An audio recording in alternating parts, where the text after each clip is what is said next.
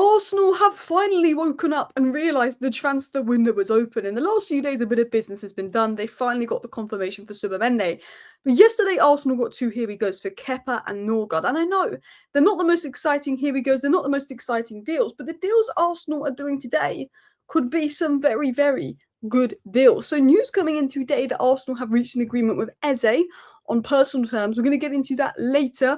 I still think Rodrigo is the priority, but we're going to talk about the Eze news later. But the big one coming out today is about the centre-back Mosquera. Mosquera looks set to join Arsenal. It looks like it's just going to happen. It's advancing. We're going to get into the news. This has just happened out of nowhere. This is a young centre-back. This is the long-term success of Saliba. This is one of the best young centre-backs in football. And out of nowhere, he looks like he's going to go to Arsenal. Now, in my opinion, do I think Arsenal need to go out there and sign a centre-back? No. But do I think that this guy, because he's got 1 year left on his deal, because he's available on a cut price, and because he's very talented, is a good signing? Yes. As much as Arsenal, I don't think, need to go out and sign a centre-back, they should sign a striker and winger first. If they can pick up this guy on the cheap, they've picked up a phenomenal talent. I think it's a fantastic deal. And it looks like Arsenal are working on Sesko, Eze, Rodrigo, Gyökeres. We're going to talk about that later. But this came out earlier today, that exclusive from Hand of Arsenal, that Arsenal were targeting Mosquera as their ideal defensive choice this summer. Contacts have happened, la la la.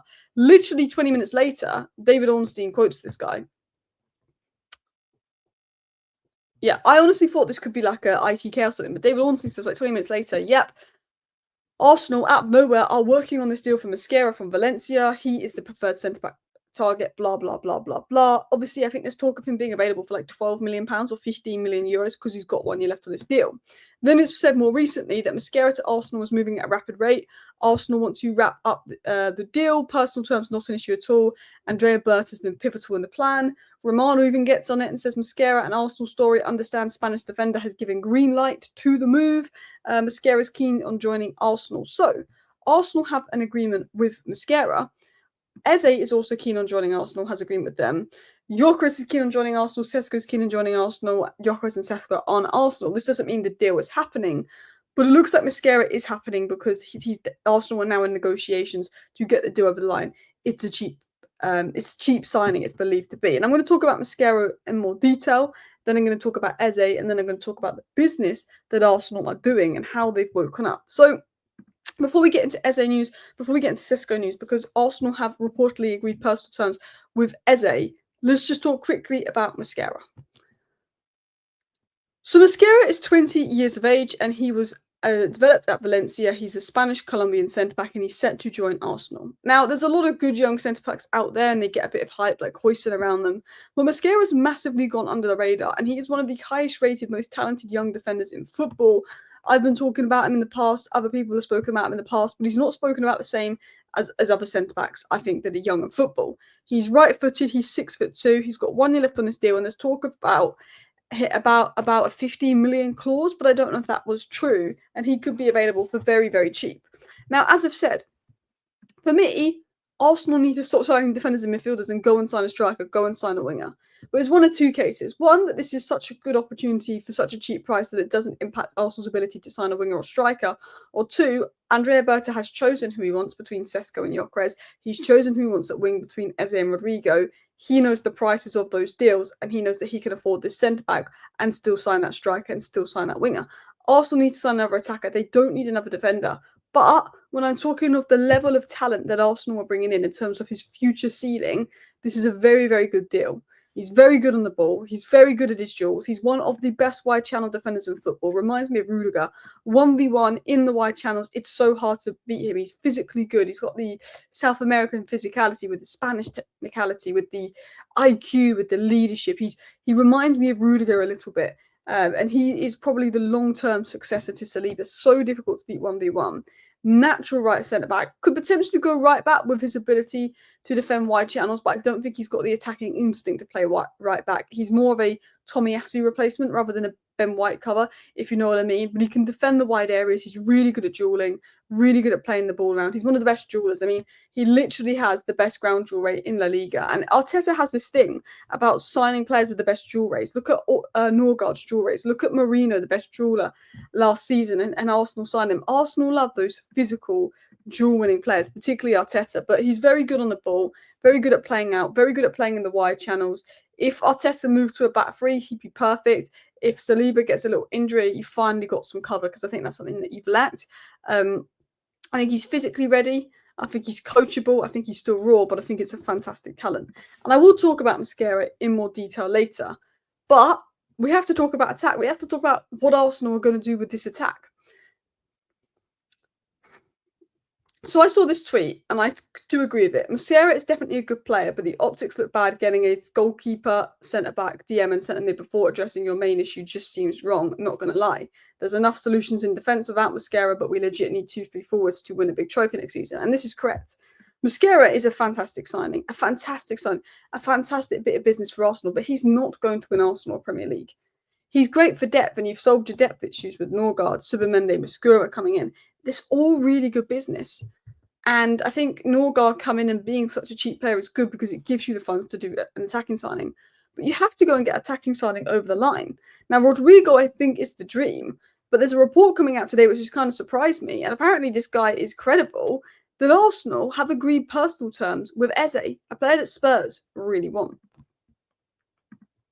There's interest between Eze and Arsenal, but talks are still at an early stage. Nothing is advancing yet.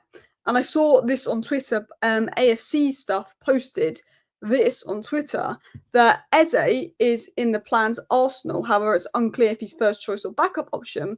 Arsenal have already agreed personal terms with Eze, and the player wants the move.